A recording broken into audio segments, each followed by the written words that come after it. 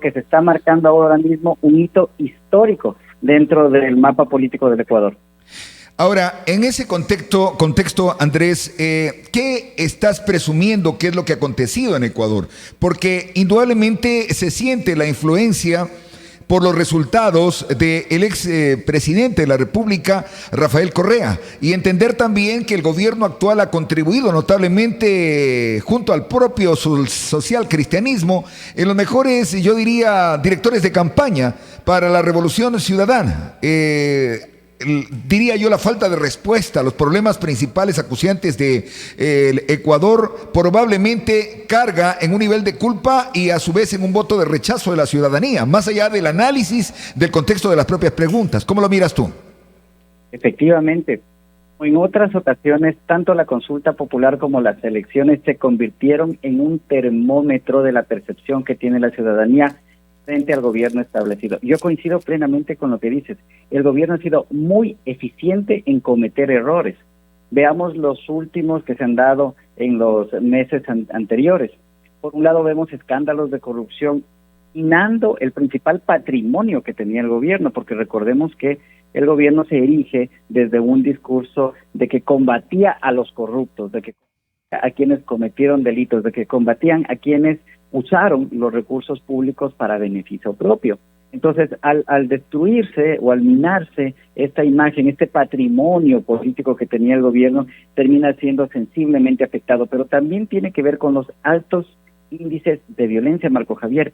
Apenas unas horas antes de que instalemos las mesas, un candidato a la alcaldía fue asesinado, fue acribillado en la provincia de Manabí, y a él hay que sumar otras víctimas que ha dejado estas elecciones, tanto candidatos como precandidatos. Entonces, los índices de inseguridad han sobrepasado a todas las provincias y a la fuerza pública, y eso se ha visto reflejado, pero también tiene que ver con un elemento netamente económico.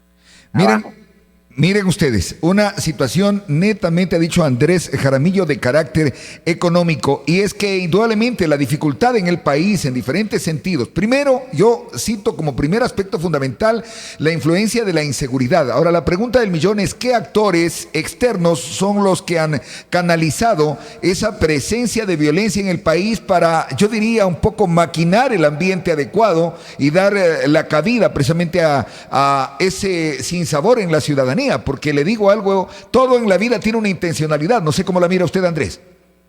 Precisamente, vemos que se ha ido construyendo esta victoria del correísmo, no solamente en la campaña oficial. Llevamos varios meses de una estrategia que incluso comenzó en la Asamblea Nacional. El momento en que se cambia a la presidenta, pues, de ese momento de la Asamblea Nacional, asume la nueva mayoría de la Asamblea y empieza a generarse un bloqueo, una obstrucción, y de ahí en adelante vemos que hay una estrategia sostenida para llegar a este momento en el que finalmente se logra capitalizar los desaciertos y la falta de respuesta a los problemas generados por parte de la oposición y en función de lo que el gobierno no ha podido responder definitivamente. Ahora, en ese contexto de cosas, esto se marca y son aspectos fundamentales los dados, porque los golpes claves están en Quito, Guayaquil, donde han sido un bastión, por ejemplo, permanentemente, al menos en Guayaquil, del Partido Social Cristiano. Y este es un revés durísimo para este partido y para el propio Jaime Nebot. ¿Cómo lo miras tú? Quizás es la mayor crisis del Partido Social Cristiano desde 1979, cuando murió Camilo Ponce Enríquez, que fue el eterno líder y presidente de la República del Partido Social Cristiano. Recordemos que cuando él fallece, un remesón en el Partido Social Cristiano porque se quedan sin referente y con una estructura debilitada. Luego León Febres Cordero viene de alguna manera a levantar. Nebot supo tomarle la posta a ese liderazgo que tuvo León Febres Cordero, pero ahora lo que estamos viendo es que prácticamente con Cynthia Viteri se acaba esa buena racha que tenía el Partido Social Cristiano, y esto tiene varias explicaciones. Recordemos que hubo una división en donde muchos de los cuadros importantes del socialcristianismo se abrieron. Pensemos en César Rom, pensemos en la misma Cristina Reyes, entre otros, pero también a la forma, al modelo de gestión que planteó el socialcristianismo, un modelo que priorizó, benefició a unos pocos, que fue en detrimento de una gran mayoría de personas que finalmente decidieron en las urnas por un cambio. Ahora, este momento el gobierno la tiene dura.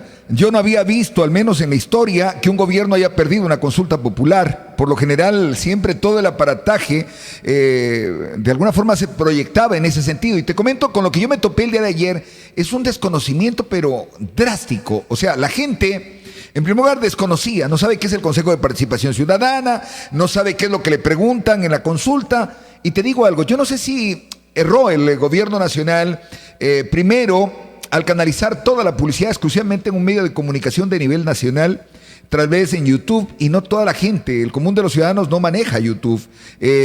Los jóvenes a lo mejor sí, pero la gente en casa a duras penas un celular. Entonces, a nivel de radio, incluso muy pobre la campaña del gobierno, y más allá de ello, yo creo que a la gente le importaba un pepino lo que pasa en ese sentido. A la gente le importa qué pasa con su vida, si está en riesgo su vida por los aspectos de seguridad que fueron el escenario que se marcó en estos últimos meses.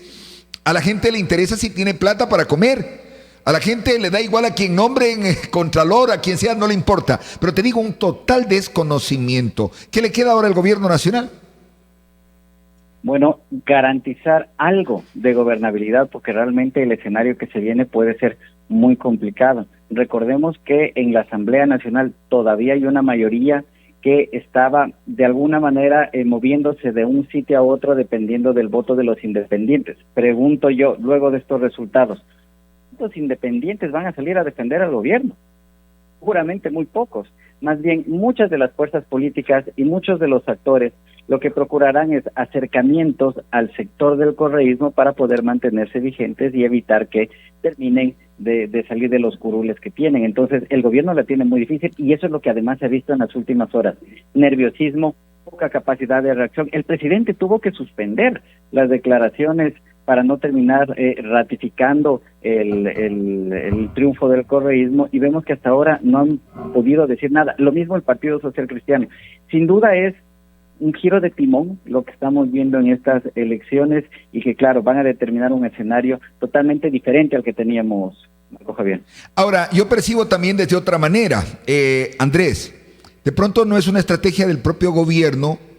Hay algún tipo de alianza con el propio correísmo, porque entiende que sale él públicamente a atacar a su candidata, a la candidata del Partido Social Cristiano. O sea, ¿qué te hace pensar?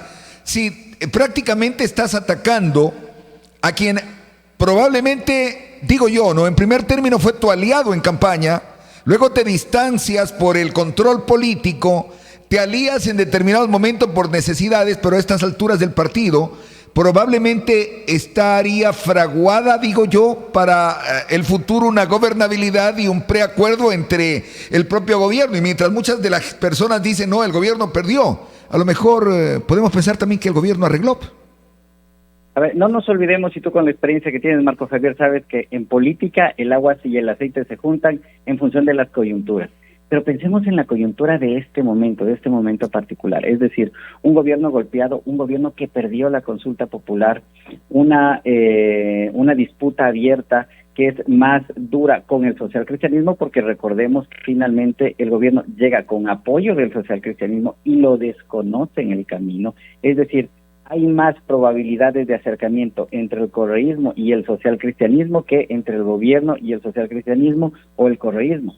No nos olvidemos lo que pasó en los últimos meses. El gobierno intentó apuntalar los golpes al correísmo vinculando con el tema de crimen organizado y el narcotráfico a muchos de los candidatos del correísmo. Esto no se lo perdonó el presidente Rafael Correa, y de hecho hubo una expresión pública en contra del presidente Guillermo Lasso. Entonces, el momento nos hace pensar que es más probable un acercamiento entre los socialcristianos y el correísmo, que finalmente el socialcristianismo depende de esta fuerza política al haber perdido sus principales bastiones, que efectivamente el correísmo y el gobierno.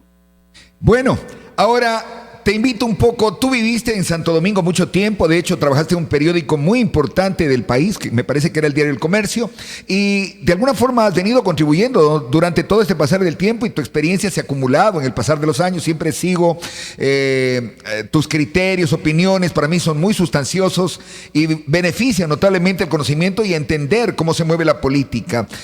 Tú viviste mucho tiempo en Santo Domingo y te digo acá no, por lo general no se dan reelecciones. Sin embargo, ¿qué es lo que en tu concepto marca ese triunfo en Santo Domingo? O sea, por un lado, el ingeniero Wilson Erazo como alcalde logra una reelección estratégicamente aliándose con el correísmo y a su vez yendo con doble lista de concejales, tanto de su organización política que es 100 Construir, como de la Revolución Ciudadana, que prácticamente da un zarpazo sobre el mantel y que hoy apuntaría no menos de 6 concejales urbanos y un concejal rural. Mientras tanto, Erazo, a través de su organización política, condensa probablemente dos concejales urbanos y un concejal rural. Es decir, prácticamente la mesa está servida para el burgomaestre, entendiendo que esa mayoría correísta probablemente puede también tener sus intereses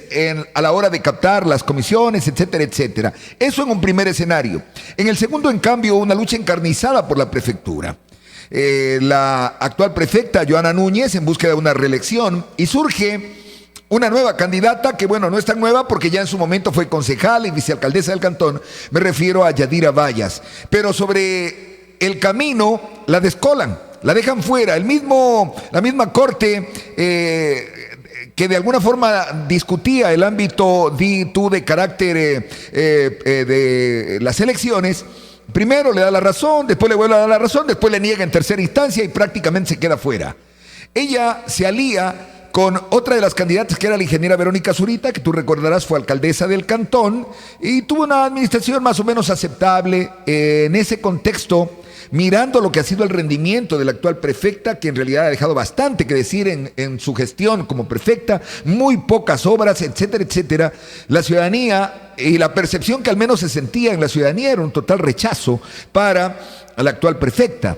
Pero esta alianza no cuajó. Muy pocos días para poder mantener una tendencia de votación, porque de acuerdo a encuestas, la propia encuestadora Cedatos aparentemente le daba un triunfo a la digamos, candidata nueva, que era la señora Yadira Vallas. Sin embargo, no cuajó y vemos que el correísmo vuelve a surtir efecto y parecería ser que es el mismo efecto dominó que se dio a nivel nacional y que se proyecta en todas las provincias del país o en la mayoría. Así es, Marco Javier. Creo que hay varios elementos que hay que analizar.